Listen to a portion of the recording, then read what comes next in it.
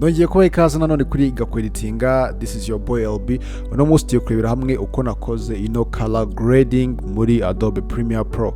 Hangaha ndakoresha Lumetri Color settings gusa, nta lat ndi bwakoreshe, nta rec 709 still.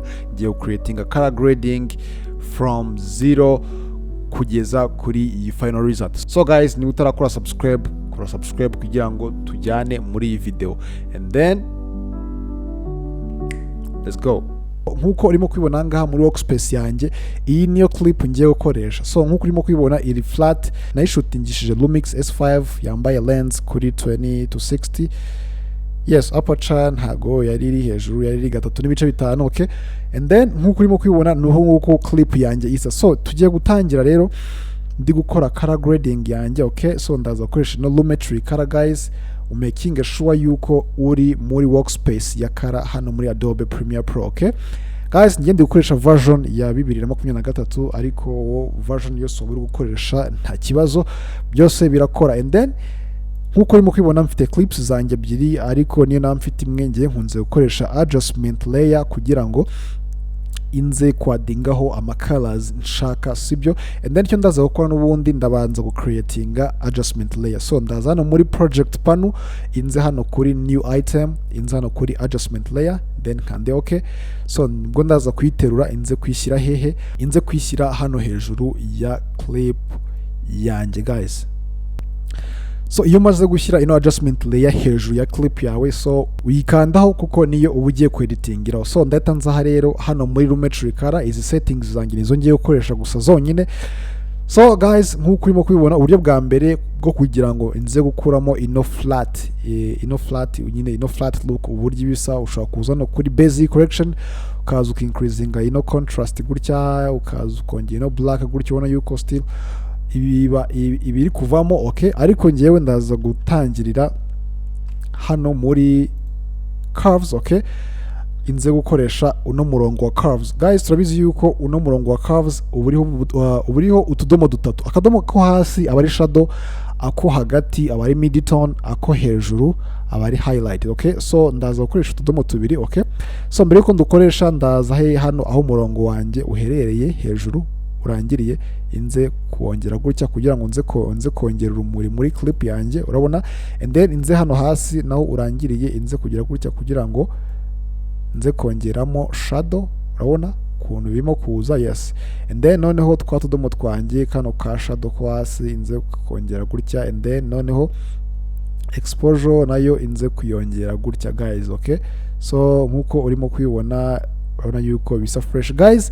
Hano mfungura Lumetri scope kugira ngo inze kureba ko highlight ntaikabije. Iyo ikabije cyane guys, urabona yuko kugira ngo nze kurebera ko niba highlight yanjye itabaye nyinshi cyangwa se shadow, okay? So ndaza kuyibalancinga gutya. Yes guys, nkuko urimo kwibona rero, iyi niyo look maze, yes, iyi niyo look mfite gutya, okay? And then iyi niyo before gutya byari flat, and then curve yanjye ihise ibikuramo gutya neza cyane. And then ndatanyifunga noneho inze hano muri basic correction. Hano icyo ndaza gukora, ndaza kongera aga saturation gakeya gutya, and then inze kongeramo naga contrast gakeya, okay? And then here guys nakongeramo naka exposure gatoya nka 0.2, okay? Hangaha, and then hano nkaza kuyihereza ka black. Yes, this is nice. Alright, and then ndetse nza gufunga ino basic correction. Nimara kuyifunga ndetse nza gufungura ino curves, okay? Ino curves cyo nshaka no kugira ngo ize kumpereza sharpness, okay? So iyo nzuminze ino clip yanjye gutya hano kuri subject yanjye, kuri sharpness iri hano muri creative, iyo nyigabanyije gutya ubona yuko hahitazamo ibintu bya blur, ariko iyo uyongeye ikigufasha no kugira ngo ize kugaragaza ama details, okay? Details neza cyane, okay? And then rikanze kugaruka hano kuri fit.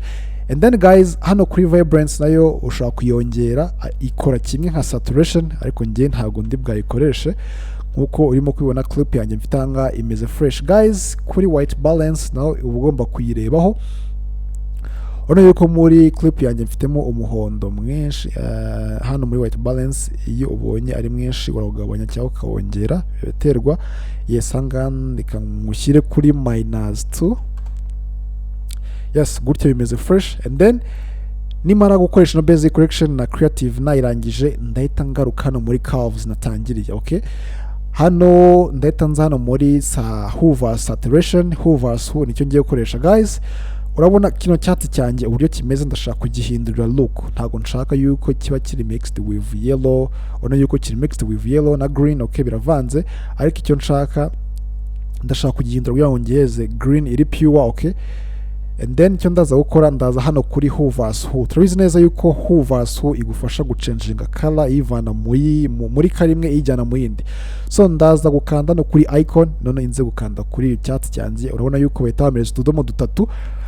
Muri utwo tudomo dutatu nkoresha ko hagati. Urabona yuko nkoresha ko hagati ndi ku changinga colors. Urabona yuko birimo guhinduka, ariko so ndaza gupikinga colors zombi, umuhondo n'icyatsi kiri full. Okay, noneho inze kubigabanya gutya. Urabona yuko noneho maze kugetinga noneho icyatsi cyonyine gusa. Yes guys, uyu uzamuye cyane ubona andi mabara nk'uko urimo kubibona, wamanura still ugakomeza ukabona andi mabara. Okay, ariko ngewe ndashaka icyatsi kimeze fresh gutya guys, gutya biba bisa neza. And then inzanga kuri hover sat, hano hover sat ikigufasha niba ari ibara wapikinze uhisemo uryongerera saturation rigapika cyangwa se ukarigabanya. N'ubundi hano ibi byatsi byanjye biracyari very saturated, ndashaka kubigabanya. N'ubundi ndaza gupikinga nkuko na selectinze hano. Okay, none inze kwigabanya gutya guys. Okay, urabona yuko uburyo ihisiba, yes irasa neza cyane. And then guys, iyo ndangije rero, okay, hano ngiye kongera saturation ya kimwe muri subject yanjye. Okay, nshaka kongera saturation y'iyi ngofero. Okay, ndayikandaho gutya hano muri hover sat, inze kuyongera saturation gutya. Yes, urabona yuko bisa fresh guys. Ikindi hano kuri skin tone yanjye nayo ndashaka kuyikoraho, ariko ndaza hano kuri hoovers hu kuko ino skin tone yanjye irimo umuhondo. So ndaza nayo kuyipikingaho gutya kugira ngo inze kuyihereza like ijyemo agatuku gakeya guys. Urabona yuko abiri kuru, iyo ikabirije cyane gutya abona yuko irimo guhinduka ari skin tone yonyine gusa, ariko ndayihereza agatuku gakeya kaze kwivanga no muhondo nyine, bize kuba ari like brown gutyo nyine, urabyumva neza cyane. And then nindangiza ndahita nza gufunga hano kuri curve, noneho inze hano muri color wheels. Hano muri color wheels n'ubundi ano ma wheels uko ari atatu, none ndaza kuyakoresha shadow, midtone na highlight. Okay, hano kuri shadow ndashaka kuyihereza shadow ipika ariko irimo n'akabara gakeya ka blue like gutya guys. Urabona inyihaye blue nyinshi, urabona yuko byaba bisa nabi. So rero uyihereza aka blue gake kugira ngo bize kugaragara, bize kulookinga nyine neza. Okay, bize kugaragara neza cyane. And then about midtone ndaza kuyishyira hano muri red, brown, yellow kugira ngo itaza kuafecta ino skin tone yanjye. Okay, and then muri highlight noneho ihita ifata n'ubundi ahantu haba hari urumuri nko kuri ishati iki n'icyo kuri sky, naho ndaza kuyishyiramo nk'ibara runaka. Nze kuyishyiramo hano hagati ya green na ya blue. Urabona uburyo bisa, yes nabyo birasa fresh neza cyane nta ribi. Okay, so iyi ngiyi niyo before, iyi ngiyi niyo after guys. Urabona yuko hari icyahindutse. Then nindangiza ndaza gu closing no color wheels, noneho inze hano muri HCL secondary guys. Hano muri HCL secondary ngiye kureba uburyo nakora ino skin tone yanjye fresh. Ndaza gukanda mutuku kuko nimwo skin tone ibarizwa, none nze gukanda hano kuri color gray. Urabona yuko noneho ari skin tone ihise isigara yonyine gusa, n'andi mabara afite ari related na skin tone. So ndaza kuyiselectinga fresh, nyine ubanza wayiselectinga fresh. Iyo wabonye biti selectinze fresh ukoresheje ino hue saturation luminance. Okay, so ukabiselectinga neza cyane. Hano ndaza kongera blur amakuma edges aho bitandukaniye n'andi mabara, inze kwa smoothinga kugira ngo bitazaza kugaragara cyane. And then nindangiza ndatanza gukanda hano kuri color gray, noneho kuko already namaze kubiselectinga hano, noneho nashyiramo nk'ibara. Urabona yuko skin tone yanjye gutya ni skin tone irimo kugenda ihinduka. Okay, gutya birasa fresh. Noneho nayihereza n'urumuri gutya yes, ahangaha birasa neza cyane. Okay, and then guys, ntarava hano kuri HCL secondary, noneho ndashaka no gukora background yonyine, so ndaza gufunga iyi niyo HCL secondary, noneho inze gucreatinga indi adjustment layer, inze gukora background yonyine gusa hatarimo skin tone. So ndaza guterura adjustment layer kabiri, niyo mpamvu nabwiye guys yuko nkunze gukoresha adjustment layer muri Premiere Pro, noneho inze hano muri secondary. Okay, n'ubundi inze gupikinga n'ubundi ya red kugira ngo nze guselectinga green, inze guselectinga skin tone. Okay guys, nimara kuyiselectinga namaze no kwismoothinga guys muri ubu buryo gutya. Okay, ndetse nza gukanda no kuri inverse. Urabona yuko noneho nsigaranye background gusa havuyemo skin tone. Hano kuri background niho n'ubundi ushobora nayo kwediting ukwayo bita affect skin tone, kuko skin tone ubusa nkaho wayiborotse. Okay, yes, gutya ndaza kumanura gutya guys.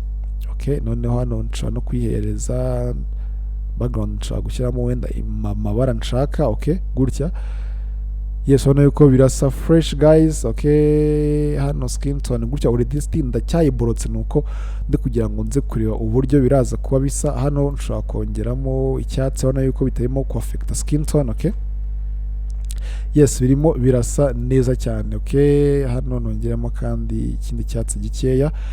Yeah, this is pretty much, kanayongerera sharp. Okay, so iyo ndangije ndaza ku closing ino HCL secondary, noneho inze hano kuri vignette.